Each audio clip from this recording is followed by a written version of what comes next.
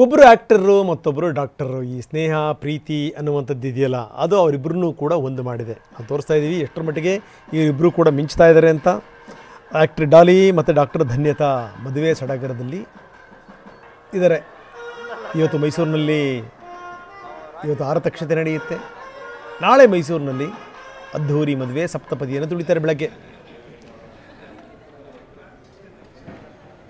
Doctor ಧನ್ಯತಾ ಅವ್ರ ಜೊತೆಗೆ ಹಸೆಮಣೆಯನ್ನು ಏರ್ತಾ ಇದ್ದಾರೆ ಡಾಕ್ಟರ್ ಡಾಲಿ ಧನಂಜಯ್, ಆ್ಯಕ್ಟರ್ ಡಾಲಿ ಧನಂಜಯ್.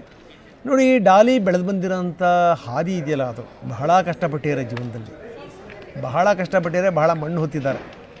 ಇವತ್ತು ಡಾಲಿ ತುಂಬ ಎತ್ತರದಲ್ಲಿದ್ದಾರೆ, ಪ್ರಶ್ನೆ ಬೇರೆ. ಆದರೆ ಆ ಸರಳತೆ, ಆ ಸಜ್ಜನಿಕೆ, ಆ ಪ್ರೀತಿ, ವಿಶ್ವಾಸ ಅನ್ನೋದನ್ನು ಅವರೆಂದೂ ಕೂಡ ಮರ್ತಿಲ್ಲ. ಅದು ಡಾಲಿ ಧನಂಜಯ್ ಹೆಗ್ಗಳಿಕೆ.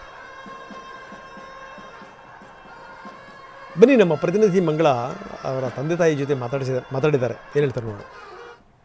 ಸರ್, ಮಗ ಕೊನೆಗೂ ನಿಮ್ಮ ಮಾತು ಹೂಗೊಟ್ಟಿ ಮದುವೆ ಆಗ್ತಿದ್ದಾರೆ.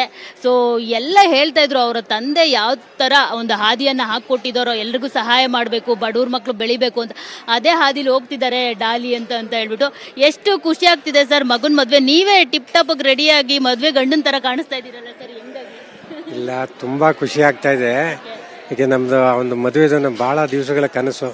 ಈಗಾಗಲೇ ನಾನು 25 ವರ್ಷದಿಂದ ಅಥವಾ 30 ವರ್ಷದಿಂದಲೇ ಮದುವೆ ಮಾಡಬೇಕು ಅಂತ ಭಾಳ ಹೇಳ್ತಾ ಇದ್ದೆ. ಅವ್ನು ಕೇಳ್ತಿರಲಿಲ್ಲ, ಮದುವೆನೇ ಆಗಲ್ಲ ಅಂತ ಇದ್ದ.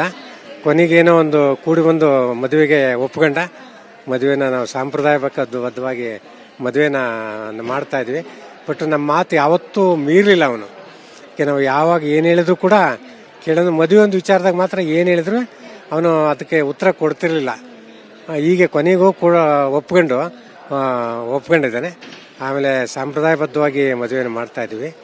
ಅವನು ನನಗೊಂದು ಭಾಳ ಯೋಚನೆ ಇತ್ತು, ಅವನ್ನ ಡಾಕ್ಟರ್ ಮಾಡಬೇಕು. ಆಮೇಲೆ ಡಾಕ್ಟ್ರ ಮೆಡಿಕಲ್ ಸೀಟ್ ಕೊಡಿಸ್ತೀನಿ ತಗೊಳಪ್ಪ ಅಂತ ಹೇಳಿದೆ. ಇಲ್ಲೆಲ್ಲ ಮೆಡಿಕಲ್ ಬೇಡ, ನೀನು ಅಷ್ಟೆಲ್ಲ ದುಡ್ಡು ಹೊಂಚಕ್ಕಾಗಲ್ಲ ಅಂದ. ಇನ್ನೇನು ಎದುರು ಬೇಡ, ನಾನು ಕೊಡಿಸ್ತೀನಿ ಅಂದ್ರು ಕೂಡ ಅವ್ನು ಇಲ್ಲಿಲ್ಲ ಇಂಜಿನಿಯರಿಂಗ್ ತಗೊಂಡು ಓದಿ.